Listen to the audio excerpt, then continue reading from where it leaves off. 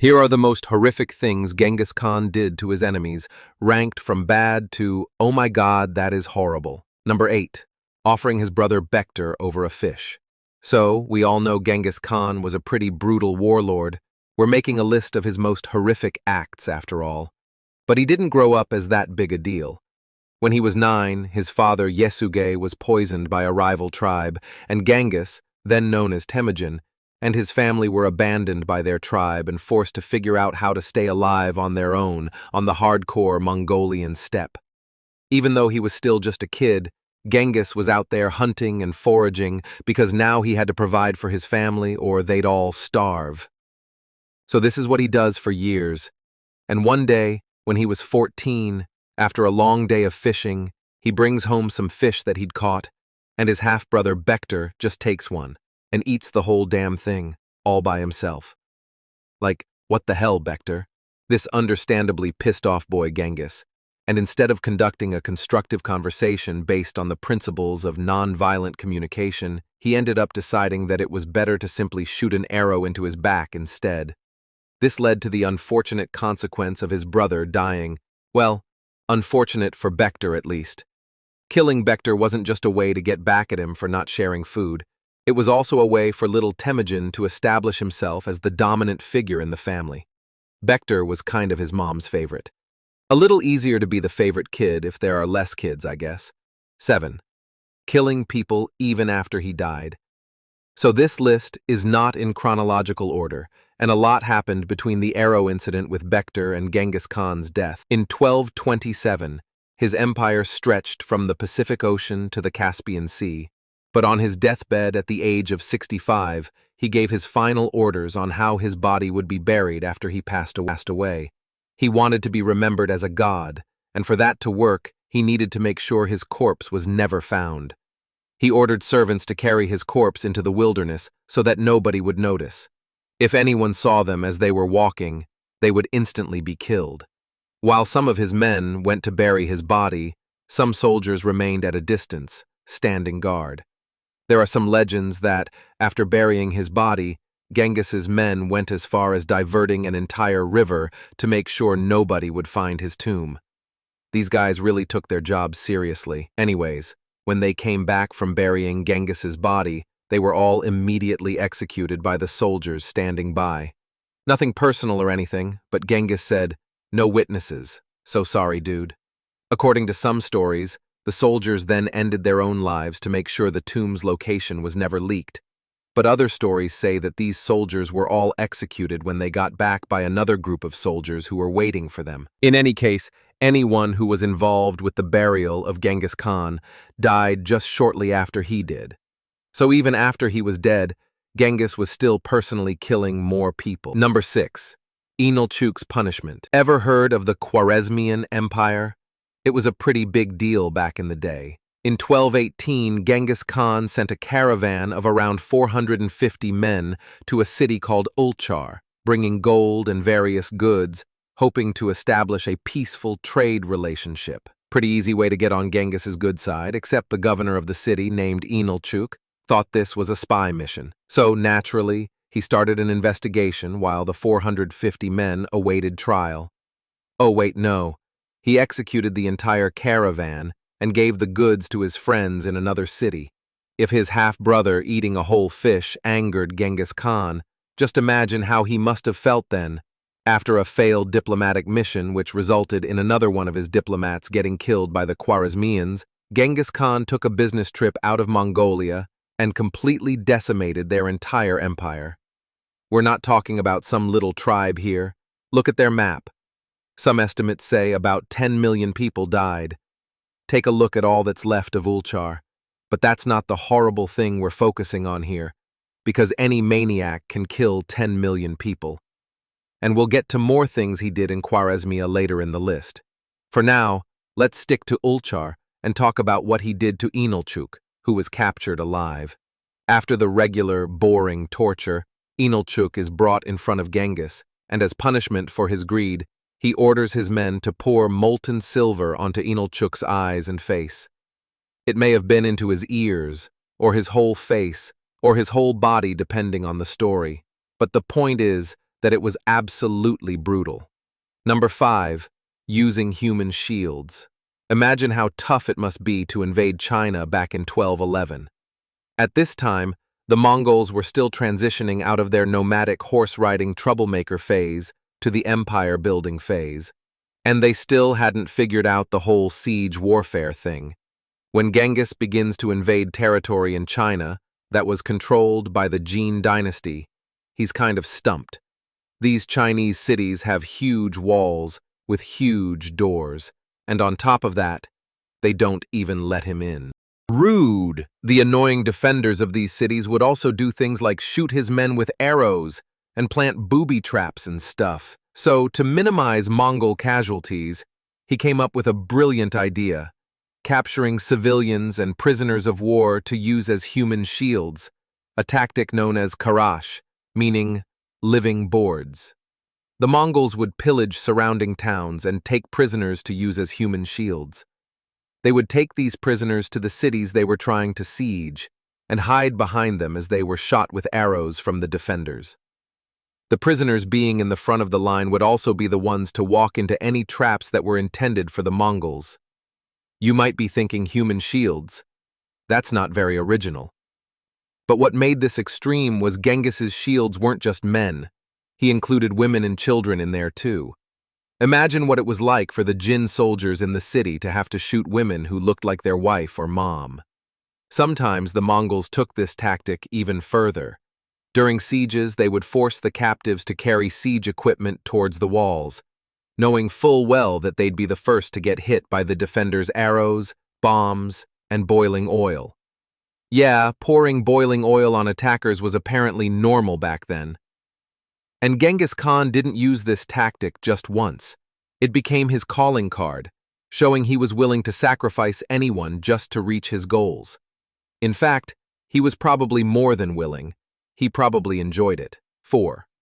Siege of Zhongdu. So the Mongols spend a few more years trying to figure out how to get into these Chinese cities. And through this, they get pretty good at it. By 1214, Genghis had destroyed a lot of Jin territory above the Yellow River, and was sieging the capital city of Zhongdu, which is now modern-day Beijing. Genghis sends an ultimatum to the ruler of Zhongdu, demanding treasure and for the Jin to become a tribute state of the Mongol Empire. The emperor accepts, and Genghis is like, cool, and he and his men begin their journey home. When Genghis leaves, the emperor and his generals make a break from Zhongdu and run away to Kaifeng to make it their new capital city. The idea was they could then rebuild a Jin army to defend against Genghis again in the future. Now this pisses Genghis off, and by now we all know nothing good happens when this guy gets mad. So in 1215, Genghis and his army are back in China, and his forces surround Zhongdu, cutting off food supplies and trampling crops, forcing surrender through starvation.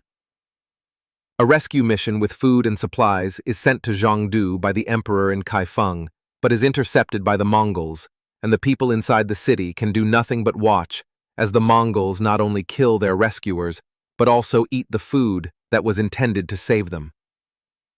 Days turn to months, and it gets so bad that the citizens of Zhongdu resort to cannibalism. Finally, the Mongols break through the city walls, and after months of being denied entry, they have lost any goodwill for the citizens of the city. When the Mongols storm in, they did what Mongols did, and killed tens of thousands of people, and took anything of value they could, including people with skills they deemed useful. It's reported that 60,000 women unalived themselves, choosing death over being taken by the Mongols. The city was set on fire, and the Mongols were only said to have left when the smell of death became too much for even them to bear. And that was only number 4 on this list. Number 3, the destruction of Merv. So, we're back in Khwarezmia, and by 1221, Genghis has already destroyed the cities of Ochar and Samarkand.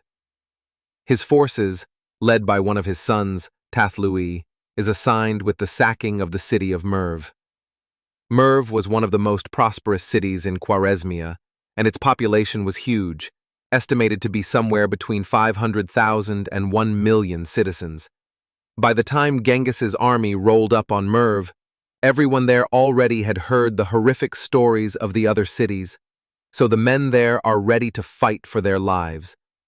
After a week of trying to hold their tears and act tough, the city surrendered to the Mongols, hoping for the best still being most likely pretty bad, but at the time, surrendering usually meant sparing the lives of the citizens of a city. Believing that the great Khan would spare them, they willingly opened the gates and let the Mongols in. But remember, Genghis's time in Khwarezmia wasn't about conquest. It was about revenge. So once the Mongols got inside Merv, they were like, yeah, best we can do is slaughtering your whole population. The Mongols rounded up every man, woman, and child in Merv. Some estimates put the number at over 700,000 people and brought them to the plains outside of the city. They divided the people up into groups and then slaughtered almost every single one of them. Only a few artisans and women were saved from the massacre. They then set fire to the entire city, and the once great city of Merv was wiped off the map. Oh, and the Mongols wanted to make sure the city would be gone forever, so they even destroyed the water systems, leaving the land barren. Number 2, destruction of Nishapur. Okay, we're going to stick in the same time period, and Genghis is still hard at work wiping Khwarezmia off the map after the disrespect he took personally in Otrar. In late 1220, Genghis sends his son-in-law, Tokushar, to siege a city called Nishapur. These guys had originally surrendered to 2 of Genghis's other sons, only to renege their loyalty shortly after when they heard that some other cities were giving the Mongols some trouble.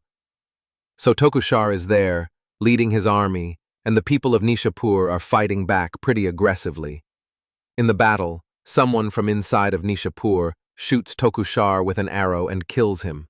Word gets back to Genghis Khan and his daughter, and guess what? They were not happy. Genghis sends his son, Tathlui, the guy who just slaughtered everyone in Merv, to go and teach the people in Nishapur a lesson. The defenders of Nishapur only last a few days once Tathlui gets there, and he begins executing Genghis's orders. Every living thing in Nishapur, man, woman, child, livestock, dog, cat, you name it, is rounded up and taken to a field outside of the city. Tathlui and his men proceeded to kill every single living thing that once lived in the city, aside from a few hundred craftsmen that were spared and taken as slaves. The Mongols behead every single person and create 2 enormous piles of skulls, one of men and one for women and children. It's said that the blood ran so thick in the streets that it made the city a wasteland for years. Then, the entire city was then razed to the ground. Surprisingly, Nishapur was eventually rebuilt, and people actually still live there, now in modern-day Iran. Number 1. Erasing the Tangut civilization. Ever heard of the Tangut people? Probably not, because Genghis Khan ordered their civilization to be completely erased. The Tangut people resided in what's now northwestern China, and while they were culturally similar to the Mongols and other steppe peoples, they'd come under the rulership of the Tang Chinese and then set up their own kingdom in the 11th century, called Western Jia. According to some stories, Genghis Khan, nearing the end of his life, gave the Tanguts one last chance to submit to him, which their king flat-out rejected. He was old and frail, but not dead, so Genghis reacted in the same way he reacted throughout his life and led his army on one last mission to wipe the Tangut people from the history books. And so, in 1226, the Mongols began systematically wiping Tangut cities off the map. The Tangut king has lots of regrets and dies of fear as he sees the Mongols getting closer and closer. Things are going good, but in 1227, Genghis is ill. Lying on his deathbed, he says, "My thirst for blood was misguided, and I regret everything." Nah, just kidding. He actually gave the final. In fact, he specifically told his sons, "I don't want anyone to ever mention them ever again, except if it's in a cool educational YouTube video." The Mongols were like, "Okay, sure, we'll obliterate the Tanguts for you." That's a perfectly reasonable wish. not knowing what's going on with Genghis, the new Tangut king, who replaced the last guy who died, showed up shortly after bringing gifts and trying to surrender. The Mongols make him wait outside of Genghis's tent for 3 days before killing him.